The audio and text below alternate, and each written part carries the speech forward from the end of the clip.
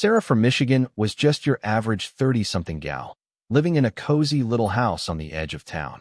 It was a crisp Saturday morning, the kind where the air smells like leaves and coffee, and she decided to hit up the grocery store like she always did. She grabbed her reusable bags, hopped into her beat-up Honda, and cruised down the road, humming along to some old Taylor Swift tunes. The store wasn't far, just a quick 5-minute drive past the gas station and that diner with the killer pancakes. She parked, strolled inside, and started her usual routine: milk, bread, eggs, a couple of those frozen pizzas she secretly loved. Nothing fancy, just the basics to get her through the week. With her bags loaded up, she headed back to her car, the plastic handles digging into her fingers a little. The sun was peeking through the clouds now, warming up the pavement, and she was already thinking about crashing on the couch with a cup of tea. But as she crossed the parking lot, something caught her eye, a tiny shadow trailing behind her. She stopped, turned around, and there it was, a scruffy little stray cat, no bigger than a football, with patchy gray fur and these big, round eyes that looked right up at her. It didn't meow or anything, just padded along quietly, keeping a few feet back like it wasn't sure if it was welcome. Sarah squinted at it, shifting her bags to one hand. "Hey, little guy, you lost or something?" she said, half to herself. The cat just blinked, flicking its tail, and took a step closer. She wasn't one of those people who went nuts over animals. Don't get her wrong. She thought they were cute and all, but she'd never had a pet growing up. Her mom always said they were too much work. Still, there was something about this cat, the way it stuck with her, weaving between parked cars like it had decided she was its person now. She started walking again, figuring it'd peel off eventually, maybe head back to wherever it came from. But nope. When she got to her car and popped the trunk, the cat was still there, sitting on the asphalt a few feet away, watching her load the groceries. She chuckled, shaking her head. "You're a stubborn one, huh?" She slid into the driver's seat, glancing in the rearview mirror as she pulled out. Sure enough, that little gray blob was trotting along the sidewalk, keeping pace with her car for a good half block before she lost sight of it. By the time she got home and hauled her bags inside, she'd almost forgotten about her furry little stalker. She kicked off her sneakers, started unpacking, milk in the fridge, bread on the counter, and then she heard it. A faint scratch at the screen door. She froze, pizza box in hand, and peeked out the kitchen window. There it was again, that same cat, sitting on her porch like it had been invited for dinner. Its big eyes locked onto hers, and for a second, she just stood there, staring back. "No way," she muttered, setting the pizza down. "You followed me all the way here." Sarah wasn't sure what to do. She cracked the door open just a smidge, and the cat didn't bolt or anything. It just sat there, looking up at her like it was saying, "Hey, what's the holdup?" She couldn't help but laugh. It was kinda cute, in a scrappy, underdog sort of way. But then reality hit her like a ton of bricks. She couldn't keep it. No chance. She was allergic to fur, had been since she was a kid. Her eyes would get all puffy, her nose would run like a faucet, the whole deal. She sighed, leaning against the doorframe. "Sorry, buddy," she said. "You're gonna have to find someone else to crash with." But as she closed the door and went back to her groceries, she couldn't shake the image of those big eyes staring up at her. That cat wasn't giving up easy, and honestly, neither was her brain, already wondering if maybe, just maybe, she could figure something out. The next morning, Sarah woke up with that cat still on her mind. She'd spent half the night tossing and turning, picturing it out there in the cold, all alone. "Get a grip, Sarah," she mumbled to herself, rolling out of bed and shuffling to the kitchen in her fuzzy socks. She brewed some coffee, popped a bagel in the toaster, and tried to focus on her Sunday plans, maybe binge a few episodes of that new show everyone was talking about. But as she sipped her coffee by the window, she kept glancing outside, half expecting to see that little gray fur ball staring back at her. Sure enough, when she stepped onto the porch to grab the mail, there it was again. The cat was curled up in a patchy spot of sunlight near her steps, looking like it had never left. "Oh, come on," she groaned, crossing her arms. "What are you, my new roommate now?" The cat stretched out its skinny legs, yawned, and gave her that same big-eyed stare from yesterday. It was like it knew exactly how to tug at her heartstrings. She shook her head, muttering, "Your trouble, you know that?" Here's the thing. Sarah really wanted to scoop it up and bring it inside. She could already imagine it curled up on her couch, purring away while she scratched its head. She'd always secretly wondered what it'd be like to have a pet, someone to talk to when the house got too quiet. But then she'd remember the allergies.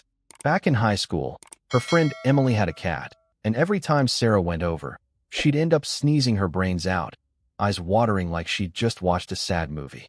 It was miserable. No way could she live like that full time. Still, she couldn't just ignore it. She grabbed an old towel from the laundry room and tossed it out onto the porch. "There," she said, hands on her hips. "At least you've got something soft to sit on." The cat sniffed the towel, then plopped right down like it was a throne. Sarah laughed despite herself. "You're welcome, Your Highness." She spent the rest of the day trying to keep busy, cleaning the kitchen, scrolling through her phone, texting her buddy Mike about the Lions game. But every time she passed a window, she'd peek out, and there it was, still hanging out. By late afternoon, she caved and did something dumb. She dug through her fridge, found some leftover chicken from Thursday's takeout, and shredded it into a little pile. She set it out on a paper plate, cracking the door just enough to slide it through. "Don't get used to this," she warned as the cat dove in, chowing down like it hadn't eaten in days. Watching it eat, Sarah felt this weird mix of happy and worried. Happy because, well, look at it. It was adorable, scarfing down that chicken like a tiny vacuum cleaner. Worried because she knew she was getting attached, and that was a bad idea. She leaned against the doorframe, chewing her lip. "I can't keep you," she said softly. "I'd be a mess. Sneezing all the time, puffy eyes, not a good look for me." The cat didn't even glance up, too busy licking the plate clean. That night, she lay in bed, staring at the ceiling. She told herself she'd shoo it off tomorrow, maybe call animal control or something. It wasn't her problem, right? But deep down, she wasn't so sure. Those big eyes kept popping into her head, and she couldn't shake the feeling that this little stray wasn't done with her yet. She drifted off, promising herself she'd be tougher about it in the morning. Except, when morning came, it happened again. She was heading out to grab a coffee from the shop down the street, and there it was, trotting behind her like a shadow. She stopped halfway down the block, turning to face it. "Seriously, dude? You're killing me here." The cat sat down, tilting its head, and Sarah felt her resolve start to crack. It looked so small, so helpless, and before she knew it, she was kneeling down, reaching out a shaky hand. "Okay, fine," she muttered. "But if I die of allergies, this is on you." She scooped it up, its tiny body light as a feather, and headed back home, already wondering what the heck she'd gotten herself into. Monday rolled around, and Sarah was still trying to wrap her head around the fact that she'd let this cat follow her home again. She'd woken up early, planning to hit the grocery store for a few more things. Milk was already running low, but as she grabbed her keys and stepped outside, there it was, that same scruffy gray kitten, sitting on her porch like it owned the place. "You've got to be kidding me," she said, rubbing her temples. It flicked its tail and stared up at her with those huge, pleading eyes, and Sarah knew she was toast. She tried to play it tough, shooing it with her hands. "Go on, scat. Find somebody else to bug." But the cat didn't budge, just blinked at her like it was saying, "Nice try, lady." She groaned, glancing down the street, half hoping it'd wander off on its own. No dice. It padded after her as she started walking, keeping a few steps behind like some furry little bodyguard.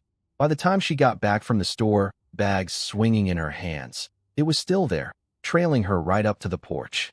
Sarah set the groceries down and stared at it, hands on her hips. "What am I supposed to do with you, huh? I can't keep you." She was allergic, had been since forever. She could already imagine the sneezing fits, the itchy eyes, the whole miserable deal. But then she looked closer. The kitten was so tiny, its ribs poking out under that patchy fur, and it hit her hard. This little guy was in rough shape. It wasn't just cute, it was pitiful. And those eyes? They were practically begging her to do something. She sighed, running a hand through her hair. "Okay, fine. You win." She couldn't resist anymore. She bent down, scooped it up, careful not to hold it too close, and marched inside. The kitten didn't squirm or anything, just nestled into her arms like it had been waiting for this all along. Sarah kicked the door shut behind her, muttering, "If I start sneezing, you're out of here, got it?" She set it down on the kitchen floor and watched it sniff around, its little paws tapping against the tiles. It looked so out of place in her tidy little house, like a scrappy intruder in her boring, predictable life. She grabbed an old towel from the closet and made a makeshift bed in the corner, figuring she'd at least give it a spot to crash. "Don't get comfy," she warned, pointing a finger at it. "This is temporary." But as she unpacked her groceries, she kept stealing glances at it. The kitten curled up on the towel, tucking its nose under its tail, and Sarah felt this weird tug in her chest. She shook her head, trying to snap out of it. "You're not staying," she said, more to herself than the cat. Still, she couldn't stop thinking about how hungry it must be, how cold it had been out there all alone. Before she knew it, she was digging through the fridge, pulling out some deli turkey she'd bought for sandwiches. She tore off a few small pieces and set them on a plate, sliding it over to the kitten. "Here, don't say I never did anything for you." The cat perked up, sniffing the air, then pounced on the turkey like it was a five-star meal. Sarah leaned against the counter, watching it eat, and couldn't help but smile. "You're a little pig, you know that?" By the time it finished, licking its chops, Sarah was already second-guessing herself. Her nose wasn't running yet, but she knew it was only a matter of time. Still, she couldn't bring herself to kick it out. Not yet. She grabbed her phone and texted her friend Mike. "So I maybe adopted a cat. Don't judge me." He shot back a laughing emoji and a "you're screwed," which was about right. That night, she lay in bed, listening to the faint rustle of the kitten moving around downstairs. She kept waiting for the allergies to hit. Sneezes, sniffles, something, but nothing came. Maybe she'd gotten lucky. Or maybe she was just too stubborn to admit she was already in over her head. So, Sarah woke up the next morning, half expecting to be a sneezy, watery-eyed mess. But, surprise, surprise, she felt fine. No itchy nose, no puffy face, nothing. She rolled out of bed, threw on a hoodie, and tiptoed downstairs, wondering if that little gray kitten had somehow pulled a Houdini and vanished in the night. Nope.